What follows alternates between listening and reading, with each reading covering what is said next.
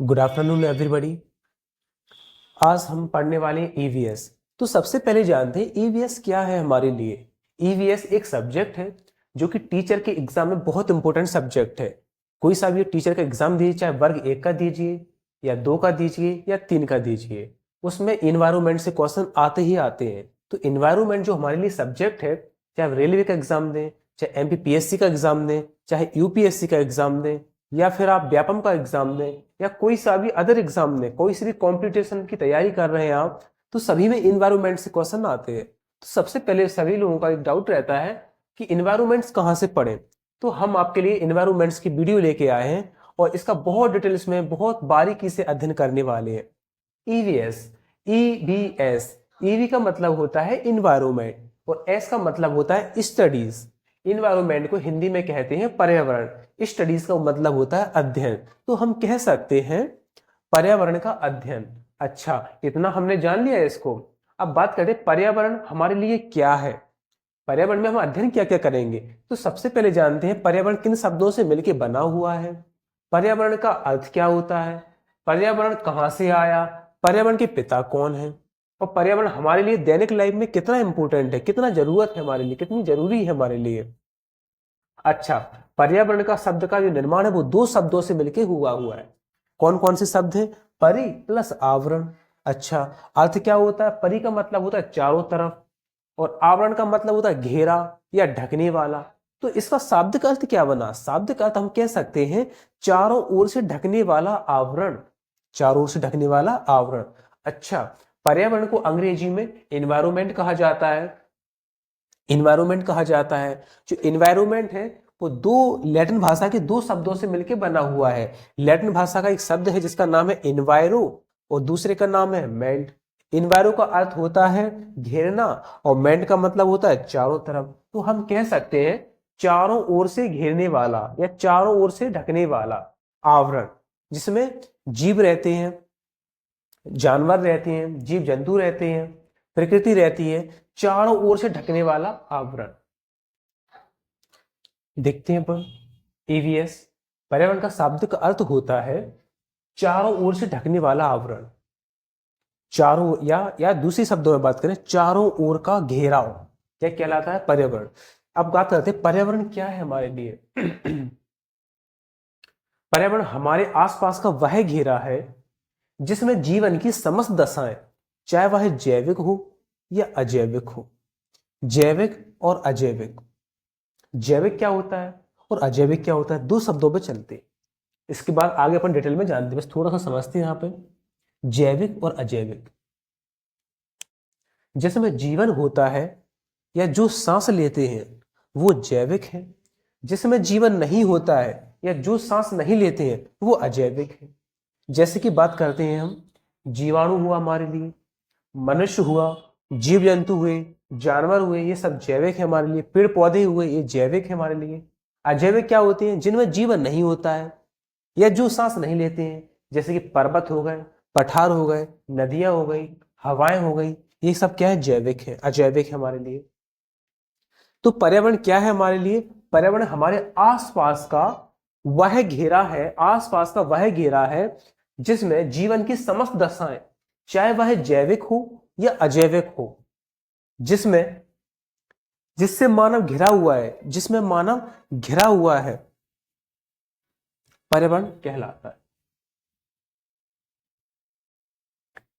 अब हम क्या करेंगे, एक चित्र बनाते हैं और चित्र के माध्यम से उसको समझते हैं, कैसे कैसे उसका अध्ययन कर सकते हैं। अब बात करते हैं, इस चित्र के माध्यम से समझते हैं। तो सबसे पहले क्या करते हैं, ये पर्यावरण है हमारा, एक घर हो गया है ना, इसको एक घर बना लिया।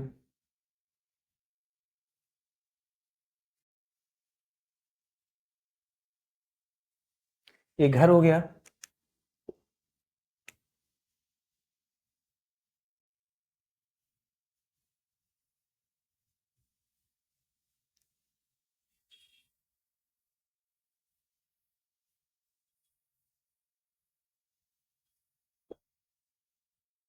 ये रोड हो गया।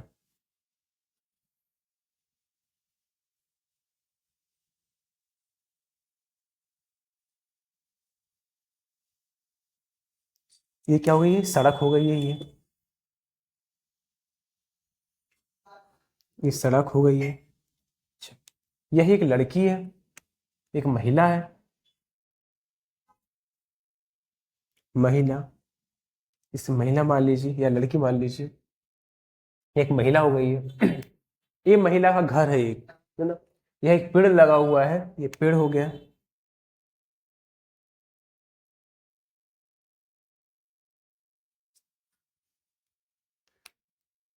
अब बात करते हैं, यह एक घर है, यह महिला है, ये पेड़ है, ये सड़क है, ये पर्वत है, ये सूर्य की रोशनी है। अच्छा, अब बात करते हैं, ये हवा चल रही है, यह लड़की पानी भर के ला रही है कहीं से, महिला एक, है ना। ये हवा चल रही है।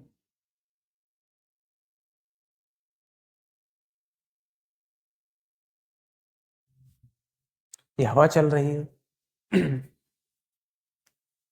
तो हम जानते हैं पर्यावरण क्या है, वह स्थान, ये हमने कोई स्थान ले लिया, वह स्थान, कौमा, वस्तु, वह एक स्थान है, एक घर ले लिया, इस घर के अंदर कुछ वस्तु है, वह स्थान, कौमा वस्तु, कौमा प्रकृति,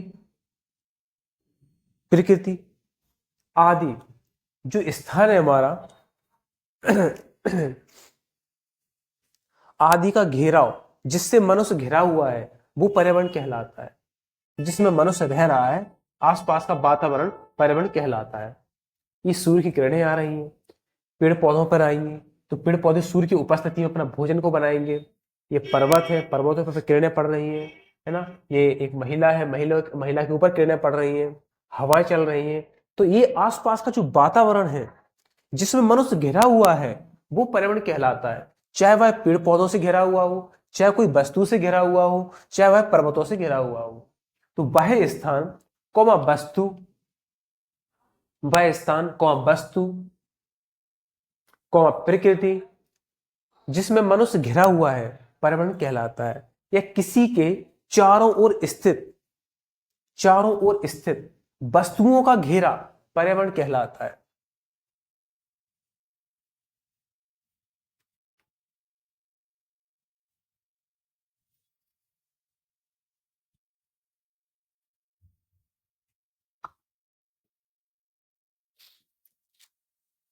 इसकी परिभाषा को लिखते हैं। वह स्थान, वह स्थान लिया, कौमा व्यक्ति, वह स्थान, कौमा व्यक्ति, ये स्थान हो गया, एक एक व्यक्ति हो गया या महिला मान लीजिए। वह स्थान, कौमा व्यक्ति, कौमा वस्तुएं, कौमा वस्तुएं, और प्रकृति, और ये प्रकृति हो जाएगी,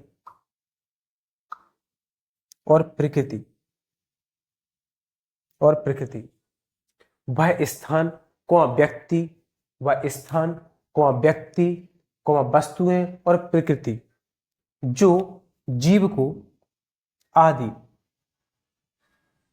क्या आदि, जो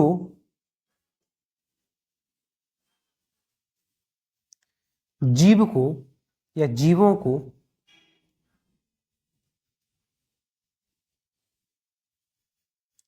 चारों ओर से, चारों ओर से घेरे हुए हैं,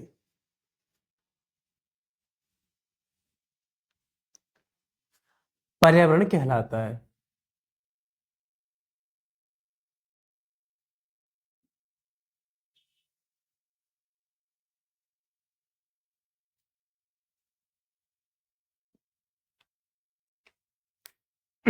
वह स्थान, कौमा व्यक्ति, कौमा वस्तुएं और प्रकृति आदि, जो जीवों को चारों ओर से घेरे हुए हैं, पर्यावरण कहलाता है। जैसे कि चित्र के माध्यम से साफ नजर आ रहा है, यह सूर्य है, सूर्य की किरणें पड़ रही है, हवा चल रही है। एक पर्वत है, पर्वत है ना, पर्वतों के बगल में एक पेड़ बना हुआ है, वहां से हवा चल रही है, सूर्य से किरणें देखने को मिल रही है। एक महिला है जो कि बहुत दूर से पानी भर के ला रही है ना, अपने घर के लिए जा रही है, घर से आ रही है या जा रही है घर के लिए, है ना, बड़ी दूर से पानी भर के लाती है। तो इन सारी चीजों का जो घेरा है, जो हमारे आसपास वातावरण में जो पाए जाते हैं, वो पर्यावरण है हमारे लिए। पर्यावरण का हमारी दैनिक लाइफ में हमारे लिए बहुत अधिक महत्व है। अब आगे अपन पढ़ते हैं। अब पढ़ते हैं अपन, एक होती है पर्यावरण को दो भागों में बांटा गया एक प्रकार से देखें तो। पर्यावरण के दो दो जैसे अपन देखते हैं, दो भागों में देखते हैं। एक तो होते हैं सजीव, दूसरे होते हैं निर्जीव। सजीव मतलब क्या होता है? सजीव को इंग्लिश में बोलते हैं लिविंग और निर्जीव को बोलते हैं नॉन लिविंग। जैसे कि जो सजीव होते हैं, जो सांस लेते हैं, जो सांस लेते हैं, वो सजीव है। और बात करते हैं दूसरे शब्दों में, जिनमें जीवन होता है, जिनमें जीवन होता है, जिनमें जीवन होता है, वो सजीव है। जैसे कि जैसे पेड़ पौधे, पेड़ पौधे, हमने कहा पेड़ पौधे, तो क्या पेड़ पौधे सांस लेते हैं? हाँ बिल्कुल लेते हैं। तो क्या लेते हैं सांस के रूप में? ये हमसे लेते हैं CO2, और बदले में हमें क्या देते हैं? ये देते हैं हमारे लिए ऑक्सीजन। अच्छा, पेड़ पौधे हो गया। अब हमने कहा मनुष्य, मनुष्य क्या लेता है? ऑक्सीजन लेता है। तो पेड़ पौधे हो गए, मनुष्य हो गया, जंतु हो जाएंगे, जीव जंतु हो जाएंगे, जानवर हो जाएंगे। अच्छा, और क्या आएगा इसमें? और बात करते हैं, हमारे जीवाणु आ जाएंगे, जीवाणु आ जाएंगे। और क्या आ जाएगा? तो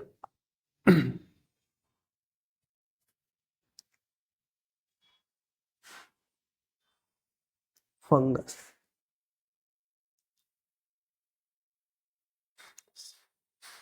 आदि। और हरे पादप भी इसमें आ जाएंगे। तो आदि, ये सब चीजें किस में आती हैं? ये सजीवों में आती हैं। जैसे फंगस हुआ, है ना, फफूंद, इसको अपन फफूंद भी कह सकते हैं, फफूंद। जीवाणु हो गया, पेड़ पौधे हो गए। अच्छा, अब बात करते हैं इसके बारे में। जो सांस नहीं लेते, जो सांस नहीं लेते,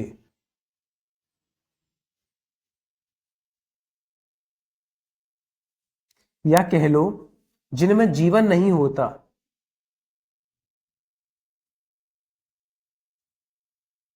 जिनमें जीवन नहीं होता। जैसे किस किस में नहीं होता जीवन? हमने कहा नदियां। क्या नदियां सांस लेती हैं? बिल्कुल नहीं लेती हैं, तो इनमें जीवन भी नहीं होगा। अब बात करती हैं वायु। क्या वायु सांस लेती है? नहीं लेती है, तो इसका मतलब इसमें भी जीवन नहीं होगा। पर्वत, पर्वत सांस लेता है क्या? बिल्कुल नहीं लेता है, तो इसमें भी जीवन नहीं होगा। हमने कहा सूर्य। क्या सूर्य सांस लेता है? नहीं लेता है, तो इसमें भी जीवन नहीं होगा। अच्छा, सूर्य की किरणें, सूर्य का प्रकाश,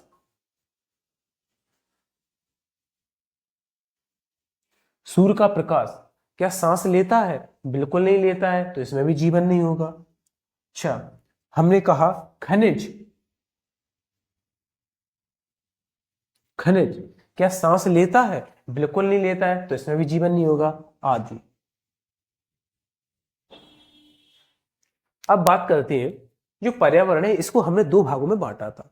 एक सजीव, एक दृष्टि में देखें तो दो भाग होते हैं इसके, एक सजीव, दूसरा निर्जीव। जो सांस लेते हैं वो सजीव है, और जो सांस नहीं लेते हैं वो निर्जीव है। सजीव को बोलते हैं इंग्लिश में लिविंग, और निर्जीव को बोलते हैं नॉन लिविंग। क्या बोलते हैं? Non living. जिनमें जीवन होता है वो सजीव है, जिनमें जीवन नहीं होता है वो निर्जीव है। जैसे कि हरे पेड़ पौधे हो गए हमारे, वो सांस लेते हैं। मनुष्य हो गया, जानवर हो गए, जीवाणु हो गए, फंगस हो गया, यानी कि फफूंद हो गया, ये सब क्या होते हैं, सजीवों में के उदाहरण है ये हमारे।